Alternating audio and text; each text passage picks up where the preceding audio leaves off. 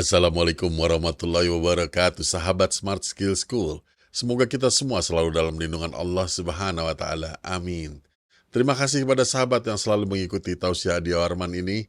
Dan bagi yang baru bergabung, silahkan tonton kembali dari awal, ada di playlist kami. Ada lebih dari 150 video dengan beragam tema. Nah, sekarang mari kita sapa Ustadz kita, Ustadz Adi Warman Karim. Ustadz, Assalamualaikum, apa kabar? Waalaikumsalam warahmatullahi wabarakatuh. Sehat, berkah, bahagia. Amin ya Allah. Alhamdulillah. Ustadz, ketika kita menghadapi orang yang berpendapat seperti ini, bagaimana kita menyikapinya? Sahabat kita berpendapat, walaupun katakanlah kita sudah hijrah, pergi ke masjid mengaji dan lain-lain, menurut beliau kita harus tahu realitas hidup, bahwa hidup itu perlu uang. Hidup di dunia itu lebih penting, baru akhirat. Daripada kamu lapar, miskin, ngurus akhirat, nggak kena juga kan, kata dia gitu. Agak bingung juga kalimatnya. Ini cuma dua hal yang ditabrakin. Oke. Gini. Kita kutip dulu ya. Ini yang mengatakannya adalah Syekh Ibnu Athaillah dalam kitabnya At-Tanwir fi Isqatit Tadbir. Beliau mengatakan, orang-orang yang sibuk mengurusi dunianya dan melalaikan urusannya kepada Allah, ibarat orang yang sedang berhadapan dengan seekor singa yang buas. Tapi kemudian ada seekor lalat yang mengganggunya, sehingga orang itu disibukkan oleh lalat yang mengganggunya, yang nempel-nempel yang nemplok-nemplok di dirinya, dibandingkan dengan singa yang buas yang telah berada di hadapannya. Nah ini, dia terlalaikan dari urusan yang jauh lebih penting daripada urusan dunianya karena tergoda oleh dunianya. Sebagaimana lalat itu ibarat dunia yang telah membuat dia lalai akan bahaya yang mengancamnya di depan matanya, yaitu singa yang buas tadi. Nah ini yang dikatakan oleh Syekh Ibnu Athaillah. Begitu juga dengan kita. Kalau kita melalaikan hubungan kita dengan Allah, padahal Allah itu yang ngatur hidup kita. ini bukan soal pergi ke masjid, bukan soal sholat, bukan. Iya, itulah bagian hubungan kita dengan Allah. Tapi bukan sekedar itu kan. Allah ngatur kita seluruhnya kan. Kita kerja juga Allah juga yang ngasih kekuatan kita untuk kerja. Kita apa juga yang kita lakuin, Allah juga yang memberikan kemampuan kepada kita untuk melakukannya kan. Allah yang membuat paru-paru ini bergerak, jantung ini semuanya. Ya. Jadi apapun sebetulnya nggak bisa kita dikotomikan antara miskin pergi ke masjid dengan orang kaya yang nggak pergi ke masjid, bener nggak? Nah, contohnya jangan gitu dong. Contohnya orang kaya yang pergi ke masjid, bener nggak? Atau sehingga pengertian kita, kehidupan kita ini diatur oleh Allah. Itu bukan soal sekedar ibadah-ibadah ritual kayak ngaji, sholat, atau segala macam. Tapi Allah memang mengatur seluruh kehidupan kita ini, termasuk mengatur jalan hidup kita. Jodoh kita, ajal kita, rezeki kita, ini diatur Allah. Bahkan yang lebih menarik lagi, dalam kitab yang tadi kita sebutkan, yang ditulis oleh Ibnu Athaillah itu adalah, ada satu bab yang menjelaskan tentang bagaimana kita bisa menjadi orang yang mengatur bersama Allah. Oh ini gelo nih. Ini kalau ilmunya belum nyampe bahaya. Bagaimana kita bisa menjadi orang yang ikut mengatur bersama Allah. Kayak gini. Ini ceritanya panjang, tapi karena ini YouTube pendek, jadi kita ringkas saja ya apa yang dituliskan oleh Ibnu Athaillah dalam bab tersebut, dalam kitab tersebut. Ibnu Athaillah mengatakan, ketika kita telah mendekatkan diri kepada Allah dan meninggalkan semua keinginan-keinginan yang ada dalam diri kita, kecuali mengikuti redho apapun yang ditentukan Allah untuk kita, maka pada saat itulah kita ikut mengatur bersama Allah. Karena keinginan-keinginan kita, karena harapan-harapan kita, semuanya telah lebur menjadi keredoannya Allah. Nah ini, dalam kitab tersebut Ibnu Athaillah mengatakan, ini ibarat seorang pembantu rumah tangga, seorang pegawai yang mengikuti semua kehendak dari majikannya. Ketika pembantu itu telah mengikuti semua apa yang disampaikan keinginan-keinginan oleh majikannya, maka dia sebetulnya ikut mengatur bersama majikannya, ya kan? Karena majikan bilang atur ya nanti kalau ini dia sekedar menjalankan instruksi apa-apa yang disampaikan oleh majikannya sehingga dia ikut mengatur bersama majikannya. Sebaliknya, kalau pembantu itu sibuk ngurusin dirinya, nggak ngedengerin instruksi-instruksi dari majikannya, maka majikannya tidak akan senang dengan dirinya. Kemudian majikannya akan menggantikan dia dengan orang yang lain itu. Nah, inilah yang dimaksud oleh Ibnu Athaillah menjadi orang yang ikut mengatur bersama Allah. Kita harus tetap usaha. Dalam perumpamaan tadi yang sampaikan oleh Ibnu Athaillah kan harus ikhtiar tetap kan, harus tetap berdoa kepada Allah, benar nggak? Ibaratnya majikannya kan, dia tetap harus kerja sebagai pekerja, sebagai pembantu majikannya, harus tetap ikhtiar mau melakukan yang terbaik. Itu maksudnya. Dan dia juga harus tetap berdoa. Berdoa ini dalam artian menyambungkan koneksinya dengan majikannya. Jadi dia sama majikannya itu frekuensinya sama. Dia ngerti apa maunya majikannya gitu. Nah, inilah kalau kita baca di dalam kitab At-Tanwir fi Isqatit Tadbir, nah kita dapatkan bab tersebut. Back to you, Fit. Alhamdulillah paham Ustadz. Nah ini mungkin juga ada hubungannya Ustadz. Sahabat kita ini sudah 2 kali mengirim pertanyaan di kolom komen dan kita belum sempat jawab Ustadz. Sahabat ini sangat mudah untuk merasa cemas. Jadi menghadapi hidup di dunia ini selalu was-was dan cemas. Oke. Ini cemas, itu cemas. Bagaimana menghadapi hal ini Ustadz?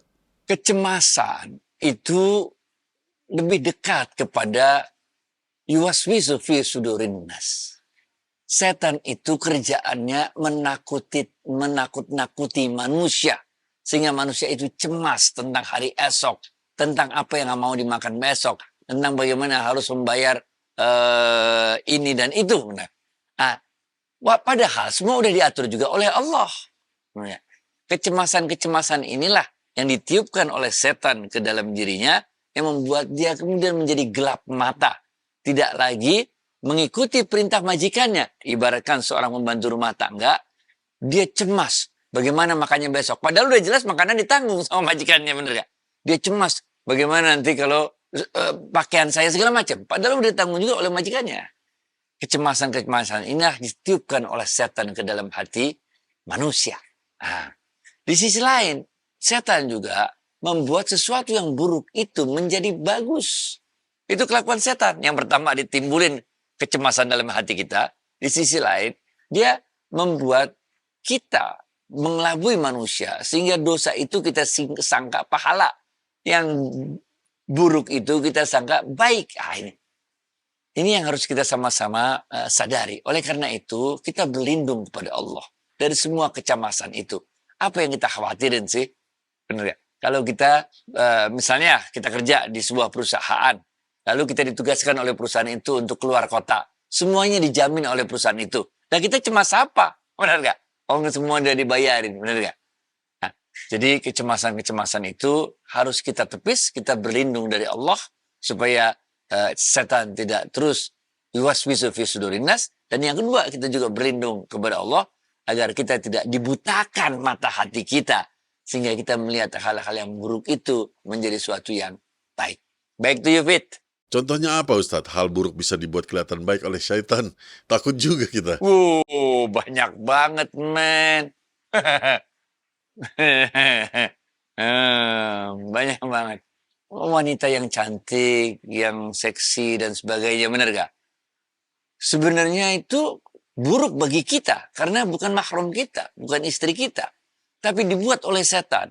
Sehingga kita melihat istri kita. Rasanya kok biasa-biasa aja. Kalau melihat wanita yang bukan istri kita, kok kelihatannya lebih baik. Bener gak? Padahal dia baik itu karena kita cuma ngomong 15 menit. 15 menit dia bisa pura-pura supaya jadi baik. Bener gak? Istri kita 24 jam sehari, men. Dia kan gak bisa terus-terusan bersandiwara gitu, bener gak? Jadi banyak cara setan. Contoh berikutnya riba. Riba kayaknya ini oke, masuk akal kok. Kita bantuin orang, kemudian orang itu terima kasih. Sehingga wajar lah kalau dia bayar lebih kepada kita. Jadi banyak sekali setan caranya membuat kita melihat hal yang buruk itu terlihat baik. Alhamdulillah, di sekeliling saya baik-baik semua Ustadz. Ustadz, sedikit buat kami nih. Apa ada doa buat menghilangkan was-was dan cemas itu Ustadz? Nah, banyak kalau doanya, bener gak? Doa yang paling terkenal ketika Nabi Musa mau menghadap Fir'aun, itu doanya ada di Quran. Rabbis rahli sadri wa yassirli amri wahlul 'uqdatam min lisani yafqahu qawli. Ini Rabbis rahli sadri, lapangkan dadaku. Nih. Ada juga doa yang disampaikan dalam sebuah hadis Rasulullah SAW. Ini juga sangat terkenal sekali. Allahumma inni a'udzubika minal ajzi wal kasal wal jubni wal harumi wal bukhl. Nah, ini juga doa yang sangat terkenal. Sedangkan ayatnya ini juga bisa kita baca dua. Yang pertama yang terkenal juga ini alam nashrah laka sadrak wa wada'na 'anka wizrak allazi anqadha dhahrak dan seterusnya. Dan tentu yang pamungkasnya kita tahu qul a'udzu birabbin nas malikin nas ilahin nas dan seterusnya. Dalam ilmu tasawuf, ini yang pentingnya nah, ini yang pentingnya. Itu kalau doa-doanya banyak bisa dicari di Google segala macam lah.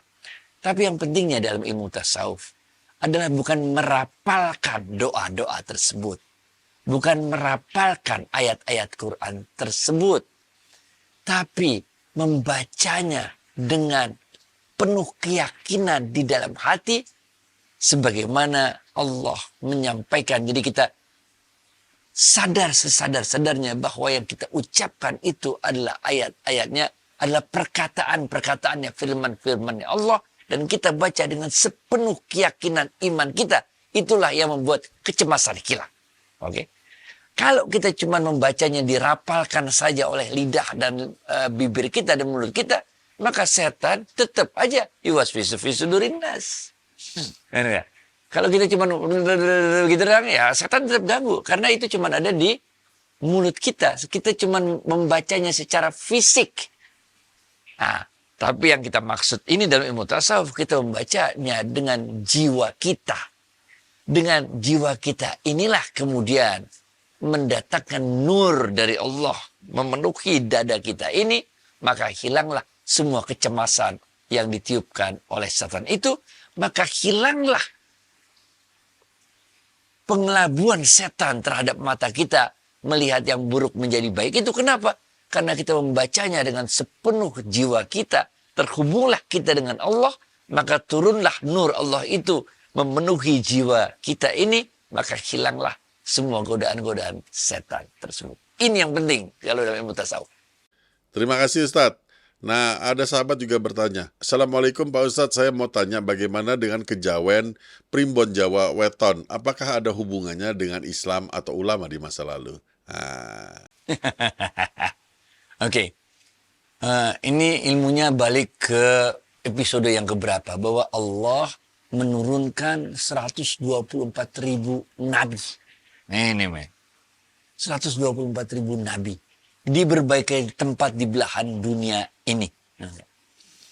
Nah, berbagai pesan-pesan yang disampaikan oleh Allah, wahyu yang disampaikan oleh Allah kepada para nabi-nabi ini, sebagian dicatat namanya dalam Quran, sebagian besar tidak dicatat namanya dalam Quran, sebagian diberikan kitab suci oleh Allah yang disebutkan dalam Quran, sebagian lagi tidak disebutkan dalam Quran, karena bentuknya berupa lembaran-lembaran, kumpulan-kumpulan wahyu-wahyu Allah yang tidak setebal kitab-kitab suci yang kita dengar, yang pernah kita tahu Zabur, Taurat, Injil, Quran.